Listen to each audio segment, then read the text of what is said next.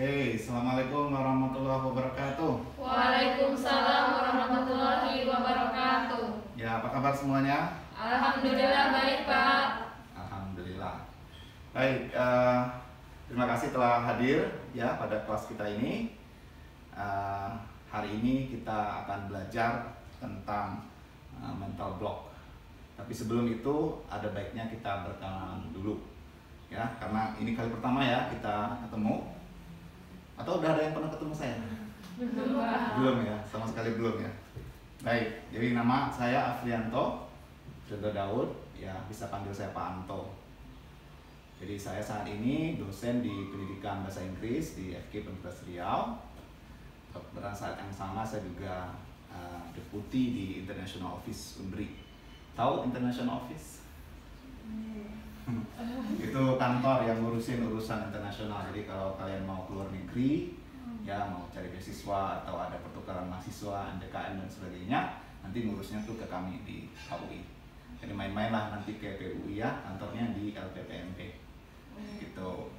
Dan pada saat yang sama saya juga trainer ya, melatih dosen dan guru terkait dengan ICT, e-learning and teaching ya, di mana mengoperasikan teknologi ya dalam pengajaran dan pembelajaran.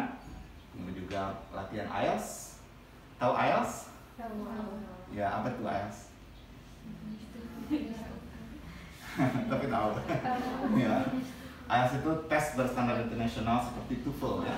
Tapi beda dengan TOEFL, dia kalau TOEFL itu American centric, kalau IELTS itu British. Dan model tesnya agak berbeda gitu. Nah, nanti penting tuh IELTS kalau kalian mau keluar negeri cari beasiswa lagi itu penting IELTS. Nanti belajar lagi dengan saya.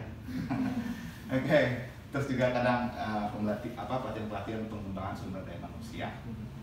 Gitu. Ini background pendidikan saya.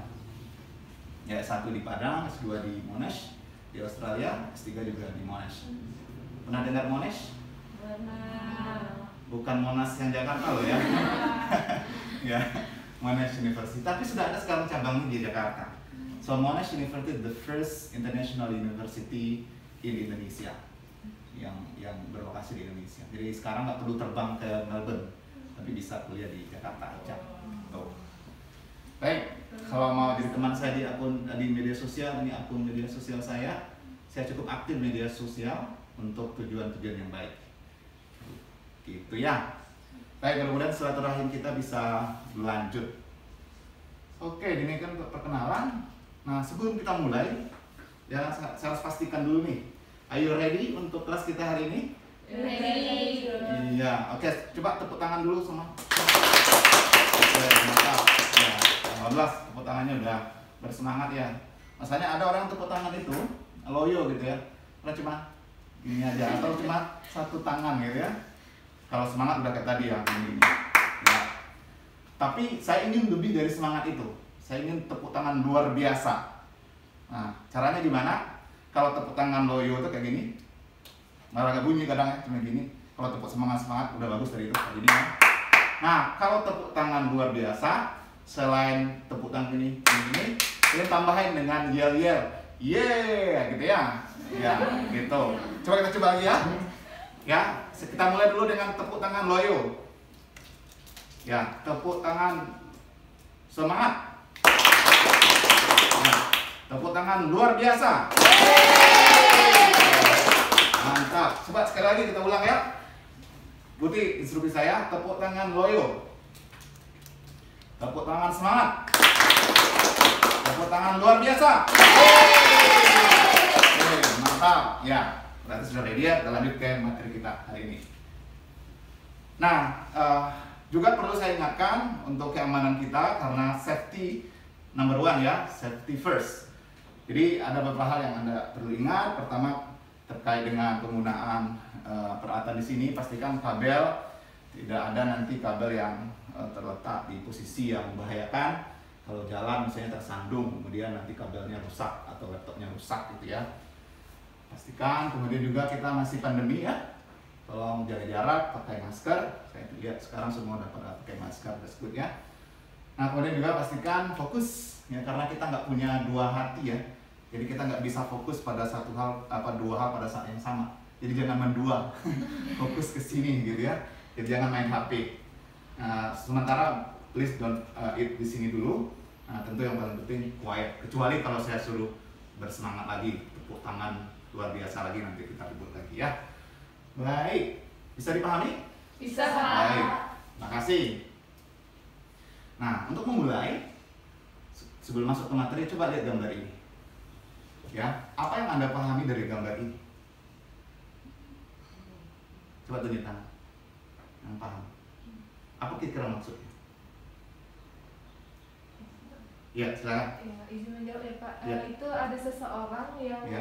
yang terblok gitu Pak, tidak sampai ke otaknya. Ya, ini ada seseorang di sini ya. Terblok. Terblok. Dari mana dia terblok? Dan terblok untuk apa? Terblok untuk sampai ke titik migrain, Ini by brain. Ini maksudnya apa? ke pemikiran. Pemikiran. Ada yang bisa nambahin? Bagus, terima kasih. Siapa namanya? Safrida Pak. Safrida ya. Oh ya, absen jangan lupa yang tadi dipastikan diisi. Ya, lengkap semua ya. Baik, terima kasih Safrida. Sebagai ada yang mau nambahkan? Jadi ada seseorang terblok, terkunci nih, gambar kunci ya.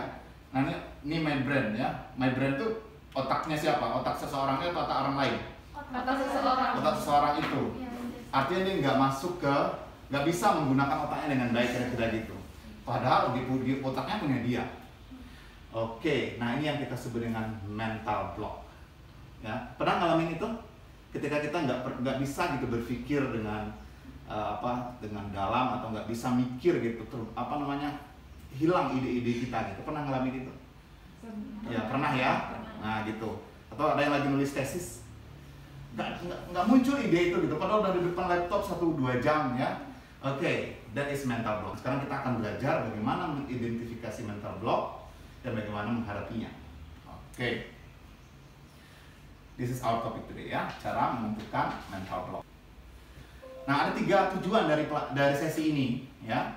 Diharapkan setelah sesi pelatihan ini Anda bisa menjelaskan definisi dan ciri-ciri mental block, kemudian menentukan atau mengidentifikasi penyebab mental block, dan yang paling penting tentu adalah bagaimana menghadapi mental block itu. Nah, manfaatnya apa? Manfaatnya mudah-mudahan setelah Anda tahu apa itu mental block, tahu penyebabnya apa, dan tahu menghadapinya, setelah itu mudah-mudahan Anda semua bisa ya menyelesaikan masalah mental block, sehingga nanti mental block itu tidak harus mengganggu produktivitas kita di tempat kerja. Nah, kalau kita kerja di kantor, bagaimana kita produktif? Kalau kita sekarang di kampus, bagaimana kita produktif menjadi seorang mahasiswa? Kalau kita sedang menulis skripsi, tesis, bagaimana kita bisa selesai tepat waktu, ide-ide kita mengalir, gitu. Gimana kira-kira manfaatnya? Apakah kira-kira sangat bermanfaat? Bermanfaat sekali ya. Baik. Nah, tentang mental block tadi sudah kita definisi ya, atau sudah kita bahas. Jadi tadi ada gambar ya, bahwa ada seorang yang terkunci pikirannya dan dia nggak bisa menggunakan otaknya gitu ya dengan baik. Jadi mental block itu sebenarnya definisi ya, bahwa ketika seorang kehilangan ya kemampuannya untuk berkonsentrasi, nggak bisa konsentrasi, kemudian kehilangan kemampuannya untuk berpikir atau bernalar, sehingga pada akhirnya dia kehilangan dorongan. Kehilangan dorongan untuk apa? Kehilangan dorongan untuk bekerja, ya. Kehilangan dorongan untuk menulis, ya. Kehilangan dorongan untuk melakukan sesuatu yang produktif. Baik. Nah, balik ke gambar pertama tadi. Makin jelas ya apa maksud gambar ini? Jadi orang yang terganggu pikirannya itu seperti gambar ini. Padahal otaknya di kepalanya, tapi dia nggak bisa sampai ke otaknya itu. Blank dia. That is mental block. Dan kita, saya pikir, pernah ngalaminnya gitu ya. Pernah ngalaminnya gitu. Nah, sekarang apa sih penyebabnya mental block? Nah, saya putar balik ke sini. Coba sepengetahuan Anda, apa yang menyebabkan seorang bisa kehilangan pikiran? Gak bisa menggunakan otaknya gitu. Kalau misalnya kalian pernah gak bisa mikir, apa kira-kira penyebabnya? Masalah. Ya, ada masalah. Contohnya masalahnya apa? Masalah keluarga. Masalah keluarga, masalah pacar. Ya mungkin ya kan. Ada orang yang ya patah hati gitu ya, sampai dia kemudian menganggap ya hidup udah selesai gitu ya. Nah, jangankan nulis tesis, untuk makan aja dia nggak bisa gitu ya. Betul ya, masalah. Nah, di antara masalahnya ini ada penyebab gara-gara efek samping obat ya, atau ada juga penyebabnya karena kurang tidur, kelelahan, kecapean gitu ya. Makanya hidup ini harus seimbang, jangan kerja mulu, ya kan? Ya, hidup itu badan kita itu ada jatahnya masing-masing. Ya, perut ada jatahnya makan memang. Kebanyakan makan sakit nggak? Sakit. Ya, badan memang perlu untuk bekerja ini, tangan, kaki untuk bekerja. Tapi kebanyakan kerja juga sakit. Karena mata nanti ada waktunya dia minta jatahnya. Jadi kalau udah ngantuk, apa yang harus dilakukan? Tidur atau minum kopi? Harusnya tidur gitu ya. Kalau minum kopi, memang kemudian nyala lagi ya, tapi nanti akibatnya ke kita. Nah, atau kurang vitamin. Ya, kebanyakan ngopi juga bisa bikin sakit ya kan? Ya kan? Atau decision fatigue. Nah, apa itu? Ada yang tahu decision fatigue? Fatigue apa fatigue? Lelah ya. Decision, keputusan. Itu kelelahan akibat keputusan-keputusan yang dibuat. Ya, terutama bagi orang-orang yang punya power ya. Para pemimpin itu banyak capeknya. Kenapa? Ketika dia memutuskan itu banyak resikonya untuk dia. Jadi Jokowi itu apa enak jadi presiden Jokowi itu? Kelihatan enak ya, banyak fasilitas. Tapi kalau Jokowi nggak pandai mengelola dirinya, itu bisa stres. Karena apapun yang dibikin Jokowi itu bisa aja kemudian banyak yang menentangnya. Nah, itu bikin capek tuh kan, gitu. Atau juga kekacauan jiwa kayak tadi, yang patah hati gitu ya, masalah keluarga dan sebagainya, kacau. Ya, clutter namanya. Atau procrastination. Apa tuh procrastination? Mundur-mundur pekerjaan. Ya, kenapa ini menjadi penyebab orang mental block? Karena pekerjaan tuh makin diundur, makin numpuk. Kalau kalian punya sekarang kuliah, ada berapa SKS sekarang yang kalian ambil? Ada 15, 20, 24, paling tinggi 24 kalian. Nah, bayangkan setiap mata kuliah itu pasti ada tugasnya kan? Nah, kalau kalian tumpuk, besok aja. Nah, pas mau ujian semester semuanya numpuk. Nah, kira-kira waktu apa kira-kira suasana pikiran? Tenang? Enggak ya, pasti kacau ya kan? Nah, itu makanya jangan banyak numpuk ya. Kalau ada tugas kerjakan. Sehingga nanti nggak ada kelelahan. Baik. Nah, selain tadi mental kita nggak bisa mikir, ada juga yang lebih jauh menyebut bahwa mental block itu juga bisa muncul dalam bentuk ini, self doubt, meragukan diri sendiri. Ya, nggak yakin dengan diri sendiri. Itu juga bentuk mental block.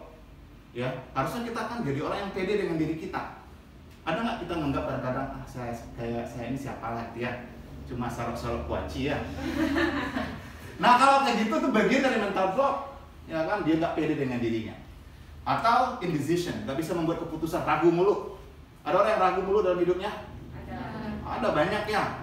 Ya kan? Akhirnya nggak jadi satupun karena ragu mulu. Kalau jadi pemimpin nggak boleh ragu mulu, harus berani mengambil keputusan. Itu. Atau juga fixed mindset, nggak bisa menerima perubahan. Fixed mindset tuh mindsetnya nggak berkembang gitu. Yang dianggap bagus sekarang, pokoknya terus-menerus itu harus melulu begitu. Boleh nggak? Atau bisa nggak kita begitu dalam hidup? Nggak bisa, susah nanti kita karena dunia berkembang ya kan? Dunia berkembang, maka kita harus punya namanya growth mindset. Jadi cara kita melihat kehidupan tuh harus terus-menerus berubah karena dunia juga berubah. Apa yang dulu dianggap keren belum tentu sekarang keren, ya nggak? Makanya tuh HP itu terus berkembang ya kan? Ya, dulu kameranya segini pixel, yang sekarang dinaikin. Dulu nggak ada internet di HP, sekarang ada internet. Makanya sekarang ada beberapa perusahaan itu kan mati. Apa dulu merek HP yang terkenal sekarang nggak ada lagi? Ada Nokia kan? Dulu canggih banget Nokia, terus sekarang nggak ada. Salah satunya penyebab mungkin karena mereka punya fixed mindset, nggak berkembang. Atau comparison, apa tuh comparison? Membandingkan. Suka membandingkan diri dengan orang lain, akhirnya insecure terus. Ada orang kayak gitu? Ada ya. Dia feeling insecure. Kenapa? Karena kayaknya orang lebih baik dari saya terus gitu ya. Saya kayak kurang cantik, kurang pintar, kurang tinggi dan sebagainya. Membandingkan kadang-kadang perlu, tapi jangan menjadi orang yang selalu suka membandingkan dengan orang lain. Kenapa? Karena kemanapun Anda pergi akan selalu ada orang lebih baik dari Anda, ya kan? Di atas langit ada langit. Makanya paling penting itu fokus ke diri kita. Apa kelebihan kita kembangkan, kekurangan kita diperbaiki, gitu. Sehingga kita bisa menikmati hidup kita sendiri. Atau merasa tidak yakin ya dengan satu hal, atau begini, no limit atau limitless dream. Apa itu? Terlalu punya banyak impian, sehingga capek sendiri. Kita nggak mungkin dapatkan segalanya dalam hidup ini. Pada akhirnya kita harus memilih, ya kan, memilih, gitu. Termasuk menikah misalnya, terlalu banyak pilihannya nanti malah bingung. Pilih aja satu, bismillah jalan gitu ya. Baik. Nah, terakhir di materinya bagaimana kita menghadapi mental block ini. Ya, pertama kenali tanda-tandanya sudah kita bahas, kemudian selesaikan hal-hal kecil. Jadi kalau sempat hilang cara berpikir jernih atau nggak bisa mikir, lakukan hal-hal kecil. Apa contohnya? Bakar-bakar sampah di belakang rumah gitu ya. Iya, itu asik tuh, bakar-bakar sampah itu. Ya kan nanti fresh lagi tuh. Atau manjat pohon rambutan gitu ya. Saya punya rambutan di rumah karena kalau saya stres, saya manjat pohon rambutan, ngambil rambutan lagi masak di rumah saya dan lain-lain. Atau ubah lingkungan. Ubah suasana kerja kantor gitu ya. Itu bikin fresh. Atau kalau dalam hal menulis, bikin aja dulu apa yang terasa, nggak usah terakhir masalah dengan kualitasnya, penting tulis dulu gitu ya. Atau fokus pada saat ini, jangan terlalu banyak mikir untuk 10-2 tahun yang akan datang. Sekarang apa yang ada di depan mata? Ya, kalau ada singkong, makan dulu singkong itu. Nggak usah mikir makan spaghetti gitu ya, padahal ada singkong di depan. Nah gitu. Kemudian cari lingkungan yang tenang, ya perlu sekali refreshing ya, gitu. Baik, demikian. Apakah bisa dipahami? Bisa. Baik, mantap. Nah, jadi kesimpulannya, mental block adalah satu masalah yang dihadapi seseorang saat kehilangan kemampuan berkonsentrasi yang bisa disebabkan oleh faktor fisik atau non-fisik. Kemudian bisa ciri-cirinya seperti apa tadi? Ya, bisa ketidakmampuan berkonsentrasi, tidak percaya diri atau merasa insecure dan lain-lain seperti yang sudah kita bahas. Nah, bisakah kita menghadapi mental block? Harusnya bisa ya, dengan cara ya seperti ya dahulukan tugas-tugas kecil, mengubah lingkungan dan piknik. Piknik itu penting, gitu. Paham? Paham. Baik. Kalau udah paham, terakhir, mari kita evaluasi sebentar ya. Kita lihat apakah memang sudah paham ya. Ini ada soal. Ya. Soal, silakan dikerjakan.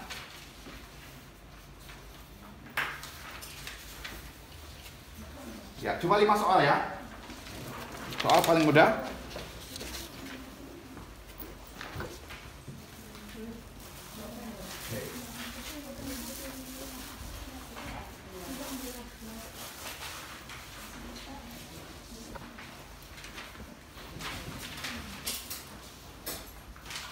Ya, silakan langsung dijawab. Ya, 3 menit. Ya, dari sekarang 1, 2, 3.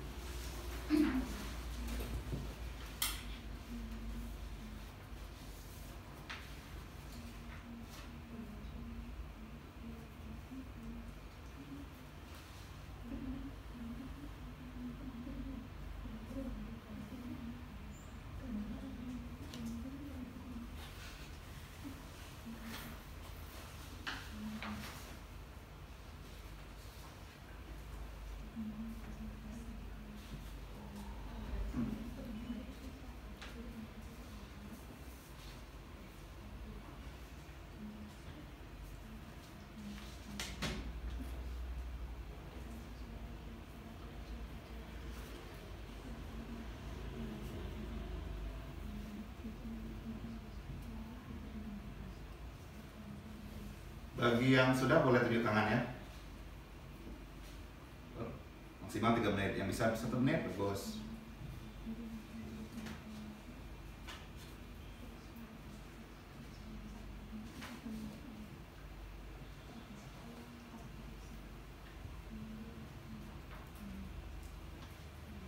Nah, waktunya sudah hampir habis. Kita lanjut. Ya, mari kita jawab bersama-sama ya. Tunjuk tangan bagi yang bisa. Nomor 1, siapa yang bisa jawab? Berikut adalah ciri-ciri mental block kecuali Selalu gembira. ya, bagus, selalu gembira. Setuju ya? Ya, orang mental block mana gembira ya? Malah sedih ya. Kedua, berikut adalah beberapa penyebab mental block kecuali ya, kurang piknik. Ya, piknik itu bagian dari solusi. Tapi orang kurang piknik belum tentu dia mental block, ya kan? Bagus. Berikutnya, jelaskan definisi mental block. Tunjuk tangan. Ya, silakan. Siapa namanya? Nurani, silakan Nurani. Mental block adalah kondisi di mana seseorang tidak dapat berkonsentrasi yang disebabkan kenakalan fisik ataupun non-fisik. Gimana? Setuju? Ya, tepuk tangan untuk teman kita. Ya. Kedua, Siapa yang bisa jawab? Tunjuk tangan silakan. Sebutkan ciri-ciri mental block. Sebutkan 3 aja, 3. Ya, siapa? Ya, silakan. Tidak percaya diri. Ya, tidak percaya diri. Insecure. Kemudian Pikirannya stuck gitu. stuck, tidak bisa berpikir jernih gitu ya. Setuju? Setuju. Baik. Kita kasih tepuk tangan lagi. Terakhir, jelaskan strategi menghadapi mental block. Ya, namanya siapa? Syafitri. Safitri, silakan Safitri. Melakukan hal kecil, piknik, satu lagi Mengubah lingkungan. Setuju? Setuju. Ya, mantap. Kita kasih tepuk tangan luar biasa untuk semua. Oke, well done everyone. Bagus. Nah, kita sampai kepada sesi akhir dari kegiatan kita. Nah, untuk follow up dari materi ini, silakan kalian nanti buat rangkuman dari berbagai sumber mengenai topik kita berikutnya, yaitu tentang bagaimana meningkatkan kemampuan pengelolaan waktu sesuai tuntutan pekerjaan, jadi time management. Nah, kapan dikumpulkan itu nanti tanggal 10 Januari 2002, jadi masih ada 1 tahun. Nah, ya kan, 1 tahun kan Maria. Nah, ini tempat ngumpulnya kayak email saya. Clear ya, paham? Paham. Kalau gitu sampai kita di ujung, ya kita tutup dengan quote ini, ya, productivity is less about what you do with your time and more about how you run your mind. Ngerti maksudnya? Jadi kalau mau produktif tidak hanya tentang bagaimana kita mengatur waktu, tapi juga tentang bagaimana mengelola pikiran. Makanya jangan sampai terblok pikirannya. Begitu ya. Baik, demikian pertemuan kita hari ini. Terima kasih atas kehadiran kita semua. Semoga bermanfaat. Mari kita akhiri dengan hamdalah. Alhamdulillah. Ya baik. Nah silakan sekarang di ini kita akhiri dan sudah boleh bubar ya. Jangan lupa dibereskan ruangannya. Ya, jangan ada yang tertinggal kecuali mungkin kesan yang baik. Oke, assalamualaikum warahmatullahi wabarakatuh.